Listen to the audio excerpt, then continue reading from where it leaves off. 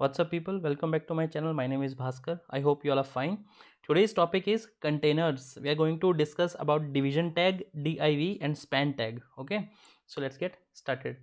In our previous video we have discussed about styling. Okay, we used style attributes. So uh, I'm going to give you same examples but using these containers. So first of all, let's discuss about division.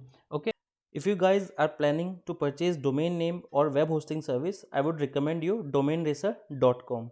You can visit their website and can check the plans. Plans are really very affordable. They use Lightspeed technology and provide you pure SSD disk space. Also provide you free SSL certificate and 360-degree malware protection.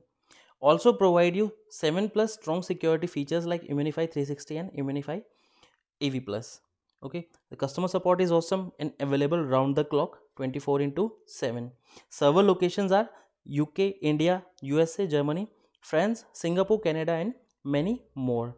Using the free website builder tool, you can build or design your website without having that much of knowledge of website building and website designing.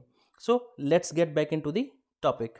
Okay, so when it comes to building a website, you do not build a website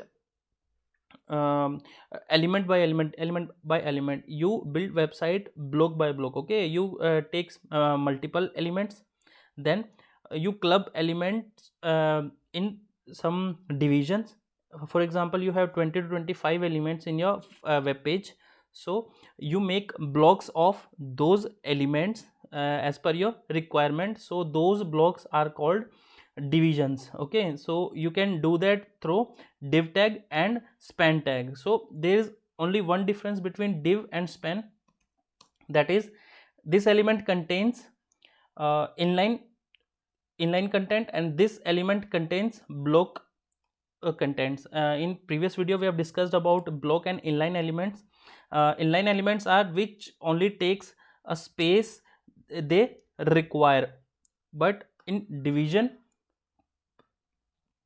it contains block level elements. That means that element will contain a whole line, even if it is for it is of 2 character or 3 character, or it contains 2 alphabet 3 alphabet, but it will contain the whole line. As you can see, I've clicked on this title. Suppose this is title and this is a block level element, but this will contain the whole space. Okay, it will not allow head to come inside this line because this is a block level element. So div is block level element and span is inline element. For example, in div I'm writing simply 2 3 things. For example, here hello, then there, then my name is Bhaskar. Okay, same thing I'm doing between span span tags. Okay, hello,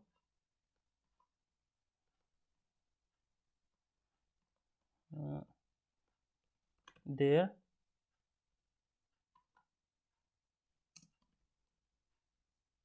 my name is Bhaskar. Okay, so now you will see the results.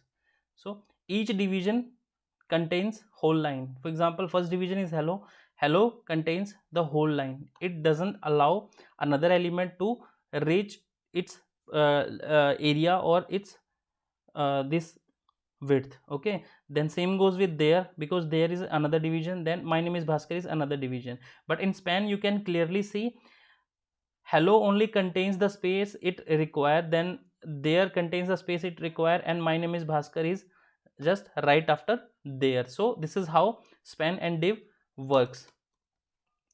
uh, okay, this is how span and div works. Alone div and span does nothing, but when it comes to style a web page, div and span do everything in form of styling. For example, now I have a division. Okay, and I have a span container.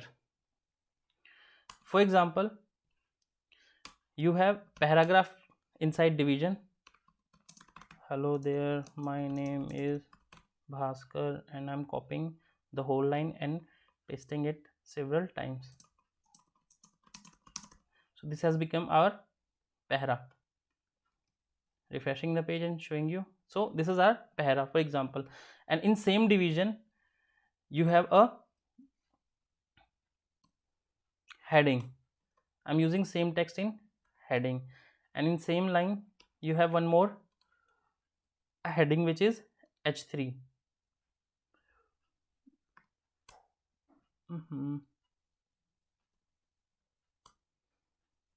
Same heading in H3. So these all are inside one container, that is this division. Okay, so you can see this is heading 2, this is heading 3, and this is our paragraph. For example, you want to style whole division, whole block, so you can simply style the division. For example, color, I want to color it brown. So what I did here, I simply style the division, and the same style attribute and same value has been applied the elements which are under this division. So this is the use of division. So this is how you use containers to style your web page and contents. And same goes with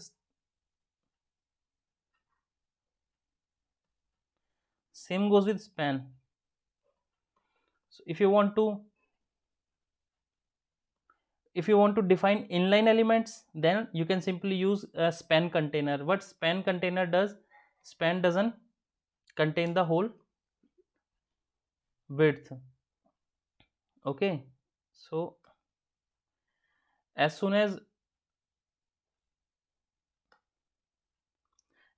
you define a span doesn't contain the whole width of the web page or display value, and you can style spam in same way.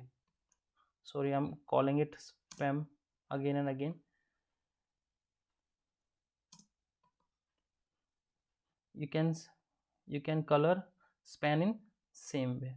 Okay, so I hope you got basic idea of div and span. Basically both are containers, but div contains block level elements and span is a inline element. So right after this span ends, this span will start, and right after this span ends, another span will start from same line. Okay, and this is how you can use the containers to style your content of your web page. So I hope you like the video, and I hope you will practice these texts after watching this video. Let's meet in next video. Till then, bye bye, take care, keep learning, keep searching, and keep practicing.